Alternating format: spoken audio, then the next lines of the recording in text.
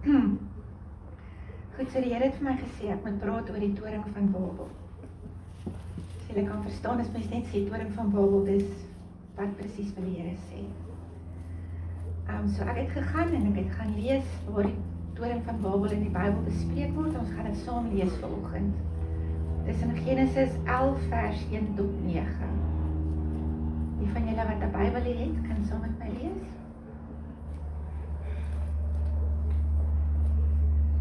Goed, die hele wêreld het net een taal gepraat.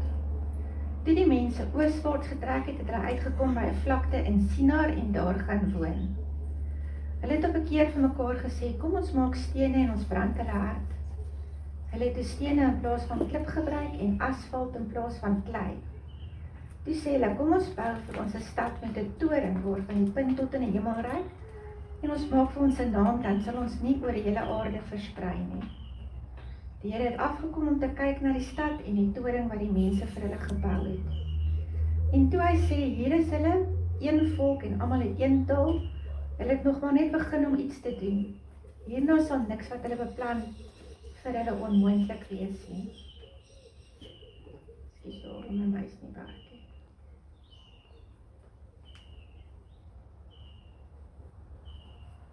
Kom, laat ons afgaan en verwarring bring in hulle taal, sodat die een die ander nie verstaan nie. Die Here het hulle toe van daar af verstrooi oor die hele aarde en hulle het opgehou met die bou van die stad. Daarom het hulle die stad Babel genoem, want daar het die Here in die taal van die aarde verwarring gebring en van daar af het hy die mense oor die hele aarde verstrooi. Goed, so ons sal 'n bietjie deurgaan deur hierdie stuk, ek sal net so 'n bietjie vir julle agtergrond gee, maar saam met die wat die Here gesê het, ek moet praat oor die toring van Babel, het hy ook vir my gesê, gaan waarsku die mense. So vanoggend se boodskap is 'n waarskuwing, en ek gaan probeer om dit makliker te maak.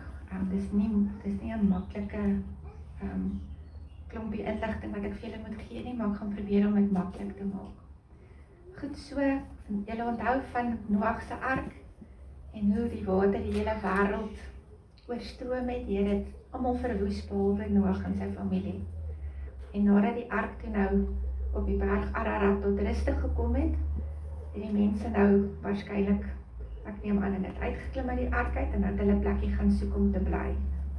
So hulle het nou maar teruggegaan na waar hulle vandaan gekom het, seker maar naby die tuin van Eden, en hulle het nou daar gaan bly, totdat die plekkie vir hulle te klein geraak het, en so het hulle 'n bietjie versprei, en hulle het net almal een taal gepraat. So party mense sê dit moes die heilige Hebreëse taal gewees het, ander sê die Syriese of Galdeese of Arabiese taal, maar hoe dit ook al sê, dit is net een taal wat almal gepraat het.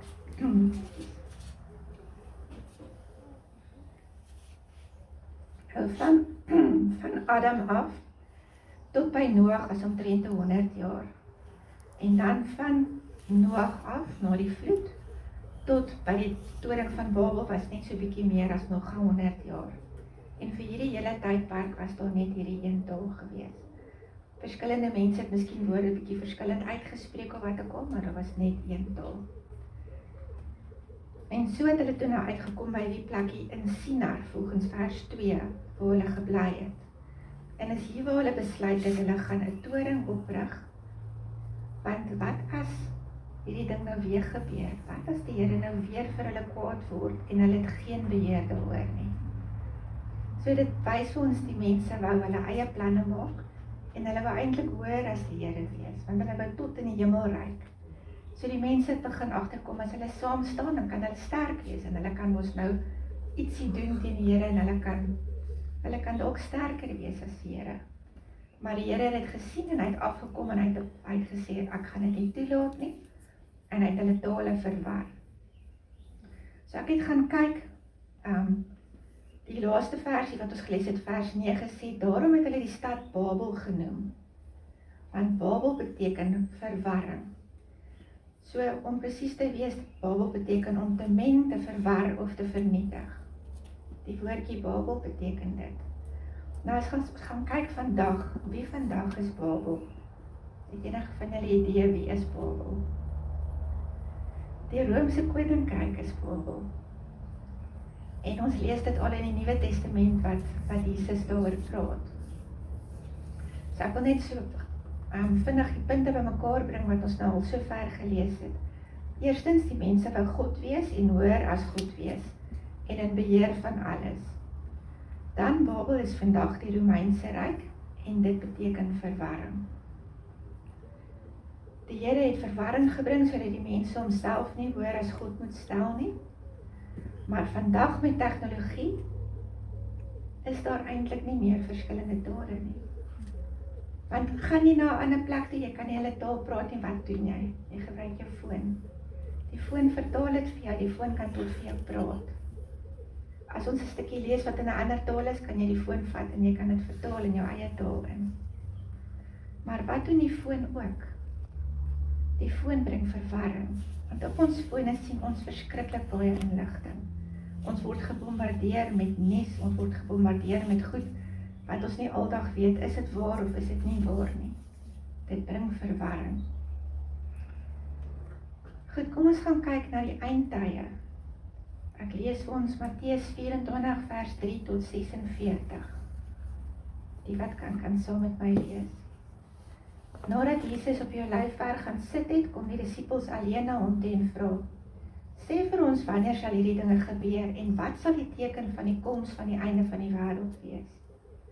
Jesus antwoord hulle: "Pas op dat niemand julle mislei nie." Dis vers 4. As mens dit op 'n ander manier sê, kan jy sê, pas op dat julle nie verward raak nie. Vers 5, baie sal onder my naam kom en sê, ek is die Christus, en hulle sal baie mense mislei. Julle sal die rumoer van die oorlog en gerugte van oorlog hoor. Pas op, moenie verskrik word nie. Dit moet kom, maar dit is nog nie die einde nie. Die nasie sal teen die ander, die een nasie sal teen die ander opstaan. Te staan kom in die een koninkryk teen die ander, daar sal op baie plekke hongersnode en aardbewings wees. Al hierdie dinge is geboortepyne, die begin van die nuwe tyd. Die mense sal julle oorlewer en om mishandel te word, en hulle sal julle doodmaak. Julle sal deur al die nasies gehaat word, omdat julle my naam bely. In daardie tyd sal baie mense van die geloof afvallig word, en hulle sal mekaar verraai en mekaar haat. Daar sal baie vals profete kom en hulle sal baie mense mislei. Omdat die minagting van die wet van God sal toeneem, sal die liefde by baie verkoel. Maar wie tot die einde toe volhard, sal gered word. Nou baie duidelik praat hierdie stukkie met ons as gelowiges en dit sê vir ons wat gaan op die einde van tye gebeur.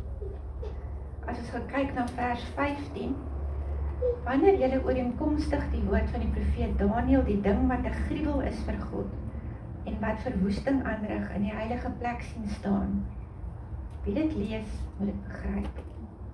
So hierdie versie sê eintlik vir ons, wanneer is die teken van die einde van tye? En hy sê vir ons, wanneer die ding wat 'n gruwel is vir God en wat verwoesting aanrig in die heilige plek gaan staan. Ek het gaan kyk wat dit beteken. In daai tyd wat Jesus gepraat het, was die Romeine vir die Jode hulle grootste vrees. As hulle na die Romeine gekyk het, het hulle iemand gesien wat hulle wil verwoes. Die Romeine was hulle verwoesting. Vir hulle was die Romeinse volk verwoesting beteken. En dan, wanneer ons gaan kyk na die Romeinse vlag of die Romeinse vaandel wanneer hulle opgetree het in oorlog, op hulle vlag of op hulle vaandel was hulle afgode gewees. Nou nog deur die hele Ou Testament en daai tydperk wat Jesus hier praat, is afgoderry vir die Here 'n gruwel. En die Jode met wie Jesus hierso gepraat het, sou geweet het dat 'n gruwel in die oë van die Here is 'n afgod.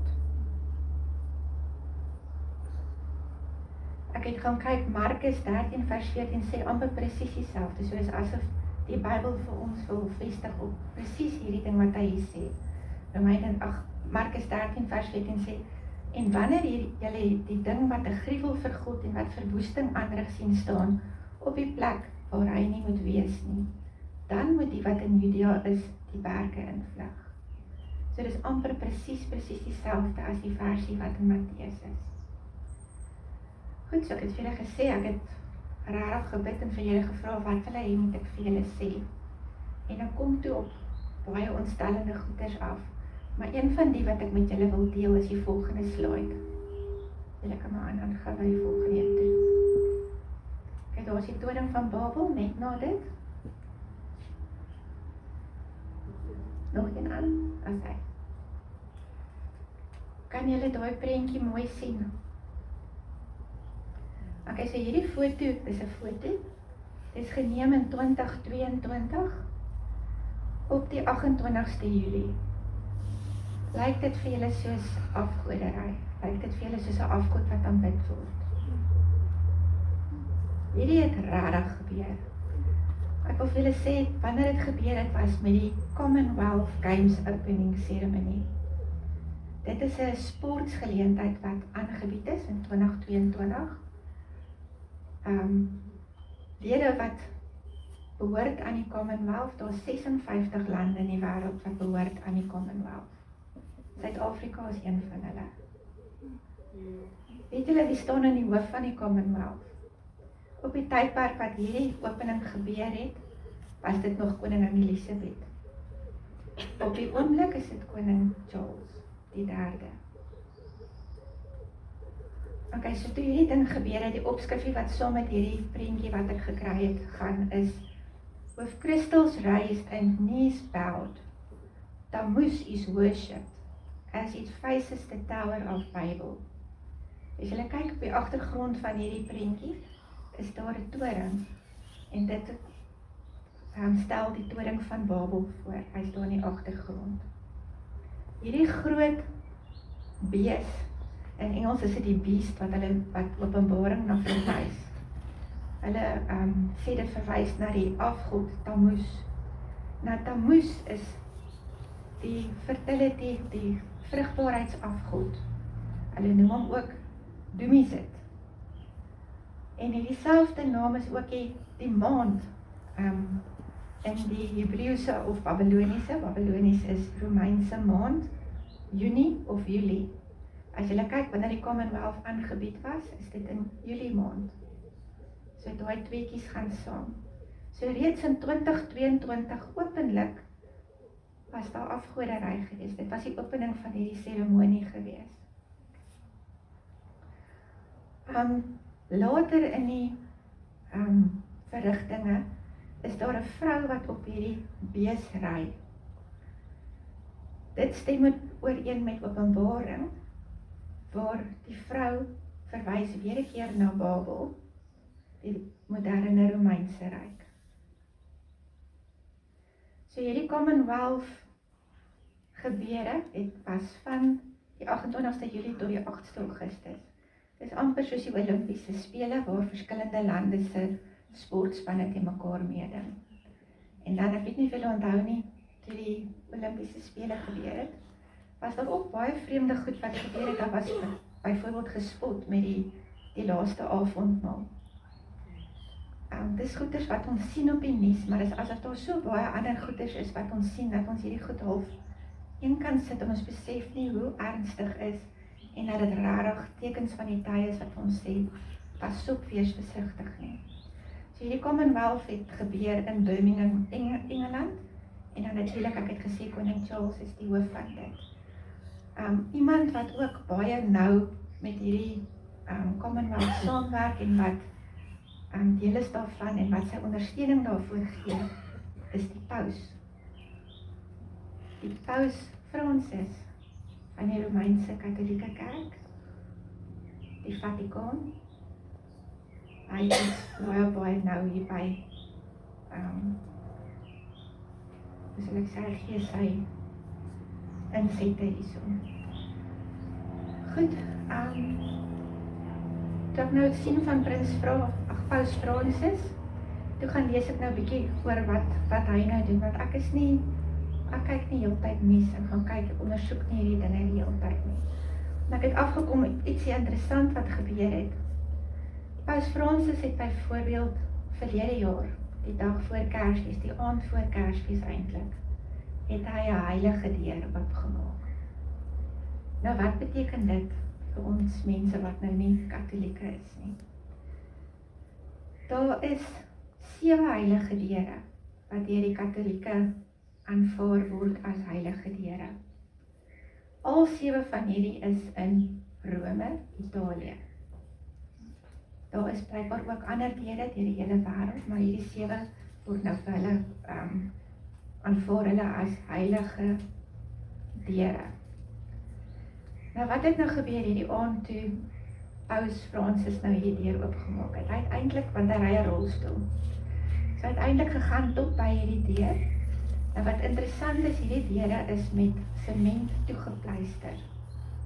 En wanneer Paus Fransis besluit is nou die regte tyd, dan word die deur oopgemaak. So dit is 'n teken, dit is 'n simboliese teken wat gebeur.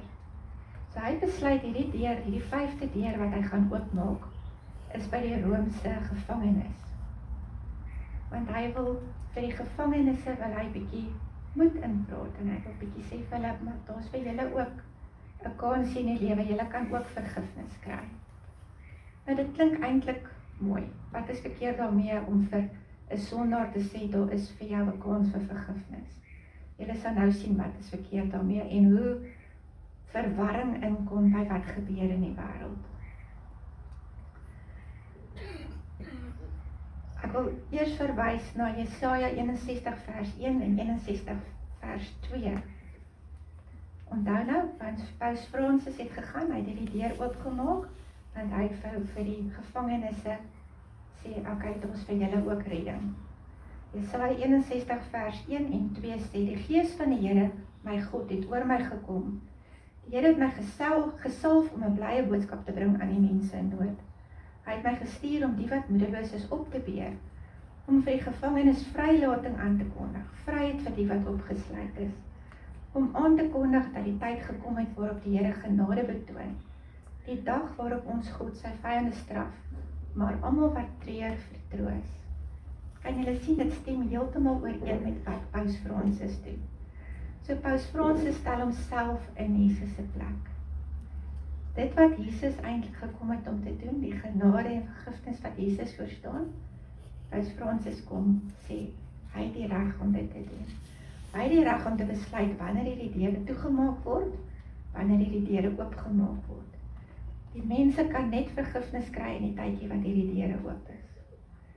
Wanneer jy mens mooi gaan oplees, is dit letterlik so. Daar is duisende pelgrims wat daarin beweeg wanneer Paus Fransis hierdie deure oopmaak. En ek het julle gesê, daar is 7 van hierdie deure. Die enetjie wat nou die ou Kersaand gebeur het, was net een van daai 7. Nou hierdie deure word oopgemaak in die jaar van Jubilee, soos hulle in Engels sê. Nou dit kom uit die Bybel uit. Die jaar van Jubilee kom uit die Bybel uit. Nou die Romeinse Katholieke doen dit elke 25 jaar, terwyl die Bybel het dit elke 50ste jaar gedoen. Ek wil net gou hierso gaan kyk. Ek sal nou vir julle verder daaroor vertel. So voordat ek daarby uitkom, toe Paus Fransis hierdie deure oopgemaak het, julle sal dit nie glo nie, die mense van die wêreld ken die Bybel beter as wat ons dink. Want wat gebeur het op daai oomblik? Toe is Instagram, TikTok, Reddit, Facebook, almal in rep en roer. En hulle sê, hierdie is 'n valse profeet. Hulle sê dat hy geestelike portals, geestelike deure oopgemaak het. Nou, hierdie word, as mens gaan kyk na hulle sê, dis conspiracy theories. Ek sê nie wat die mense sê is waar nie, maar ek sê dat die wêreldse mense nie blind is vir hierdie goed nie. Hulle sien dit raak en hulle lees daarin wat hulle ook al daaruit kry. Nou wat nogal regtig interessant is en hoekom ek dink daar's dalk meer van 'n vuurtjie by 'n rookie, hoe sê hulle waar 'n rookie trek is daar 'n vuurtjie. Daar's bietjie meer agter hierdie as wat mense dalk sal dink. By die Vatikaan is daar 'n graf met die naam van Lucifer op. Nou hierdie mense wat nou so op TikTok en al daai plekke gepraat het en gesê, hierso is deure wat oopgemaak word. Hulle het gesê dat die paus het gegaan en hy daai graf oopgemaak. Hy het die deur na hierdie graf van Lucifer oopgemaak. Nou dadelik het die Roomse Katholieke gekom en gesê, dis nonsens. Hierdie graf van Lucifer was lank terug gewees in die pre-Constantinian times, wat ook al, toe het Lucifer nog glad niks uit te waai gehad met Satan of wat ook al nie. Maar dit laat 'n mens net 'n bietjie dink. Maar anyway, kom ons gaan verder aan. Persoonlik dink ek hierdie was 'n simboliese geestelike handeling wat die paus gedoen het, maar julle kan self sien soos wat ons aangaan. As ons gaan lees in Johannes 10 vers 9, dan sê Jesus, ek is die ingang. As iemand deur my ingaan, sal hy gered word. Hy sal in en uitgaan en beide kry. So weer eens, Jesus is die deur na die lewe. Hierso kom die paus en hy maak nou 'n deur oop wat hy self gemaak het. En hy sê, kom deur hierdie deur, dan kan julle die lewe kry, dan kan julle vergifnis kry. Kan julle sien tussen die waarheid en iets wat lyk soos die waarheid, maar wat eintlik 'n groot leuen is. Ons sien dit ook in Lukas 11 vers 9. Ek sê vir julle, vra en vir julle sal gegee word. Soek en julle sal kry. Klop en vir julle sal oopgemaak word. Wat het die paus gedoen? Hy het met sy reisstoel gegaan, aan die deur geklop en die deur het vir hom oopgeswaai. Dis is 'n simboliese ding wat hy laat gebeur het. Openbaring 3 vers 20 sê, kyk, ek staan by die deur en ek klop. As iemand my stem hoor en die deur oopmaak, sal ek by hom ingaan en saam met hom die feesmaal hou en hy saam met my. Wat het hierdie paus gedoen nadat hy ingegaan het by hierdie deure? Hy het saam met die gevangenes gegaan, feesmaal hou, hulle het saam nagmaal gehou.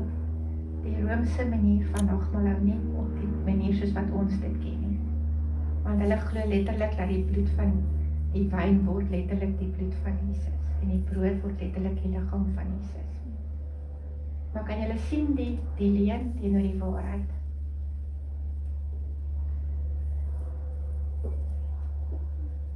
Goed, nou kom ons gaan kyk na die jaar van Jubilee soos wat dit in die Bybel gesê is.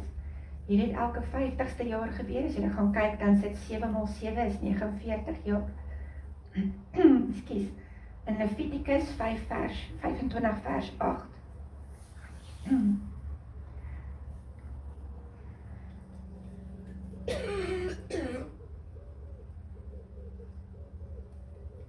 In hierdie jaar van Jubilee, in hierdie jaar sou gevangenes vrygelaat word, mense se debts, skuld sou weggevee wees, mense word vergewe vir hulle sondes, hulle kry genade van God, en dit is wat dit in die Bybelse tyd beteken het. Paus Fransis, of die Katholieke Kerk, die Vatikaan, doen dit maar op 'n aardse manier, op 'n manier wat sê dat hy vir hulle hierdie vrylating en vergifnis gee.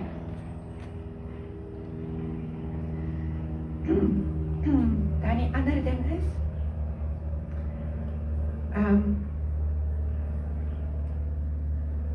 die paus het gesê dat hy wil hê mense moet bietjie weer oop hê.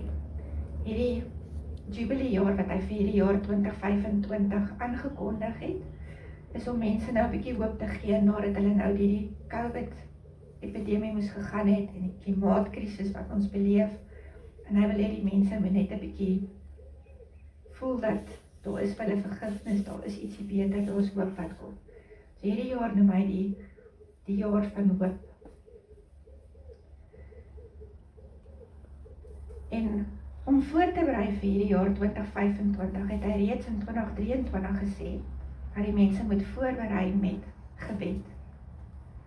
En dit klink alles baie mooi, want hy het gesê ons moet hulle met Onse Vader bid. Nou soos wat ons die Onse Vader bid, is 'n baie mooi gebed, daar is niks fout nie. Maar wat noem die mense die paus? Weet enigeen van julle, as iemand die paus aanspreek, hoe spreek hy hom aan? Die Heilige Vader, of Onse Vader. As iemand by die paus kom, dan gaan kniel hulle gewoonlik en hulle vat sy hand en hulle soen hom. Die paus word aangespreek as Onse Vader. En hy het gesê, bid die Onse Vader om voor te berei vir 2025 in die jaar van hoop. Goed, ons gaan aan met Matteus 24 vers 32. Leer dit van die vyeboom as voorbeeld. Wanneer sy takke begin sag word en hy blare kry, weet julle die somer is naby. So moet julle ook, wanneer julle al hierdie dinge sien, weet, dat die tyd naby is, voor die deur. Maar niemand weet wanneer daardie dag en uur kom nie die engele in die hemel nie, en ook nie die seun nie. Net die Vader weet dit.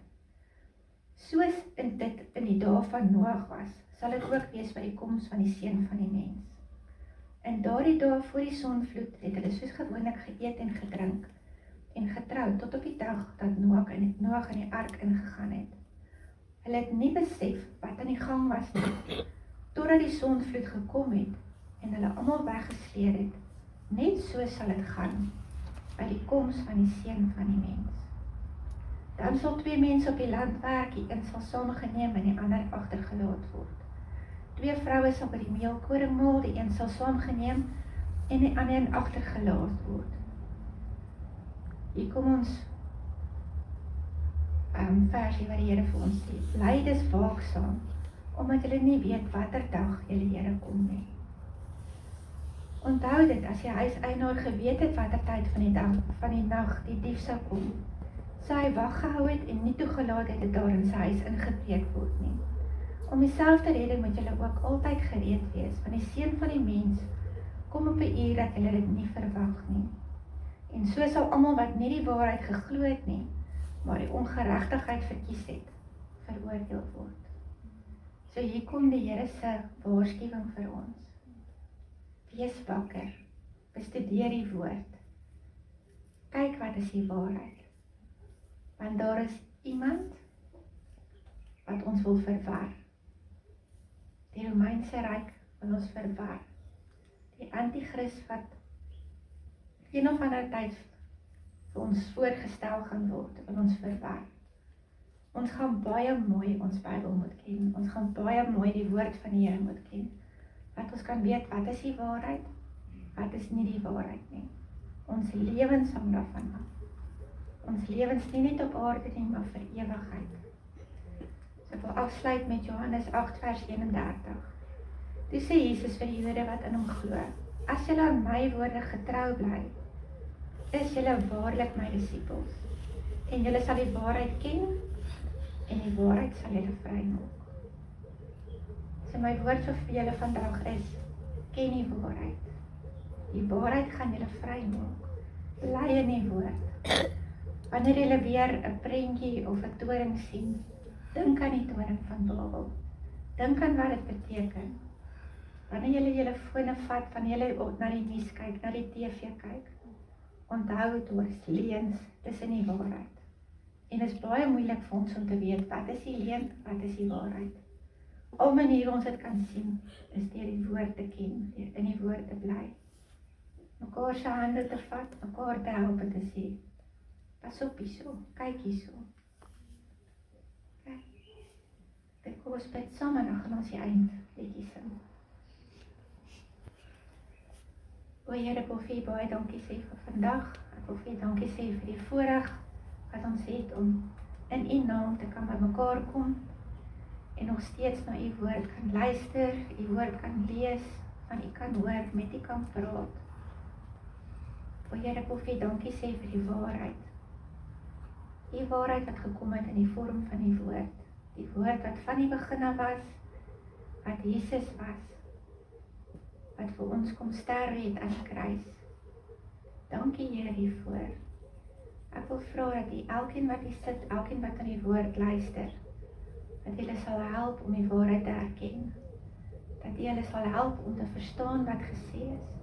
Dat U hulle sal help om te verstaan wat U vir hulle wil sê. Here, ek wil vra dat U ons sal help, ons wat U kinders is, wat U bruid moet wees, skoon en rein. Help ons om 'n bruid te wees wat waardig is wanneer U kom, dat ons U bruid kan wees sonder vlek of rimpel. Baie dankie vir U liefde en genade. Amen.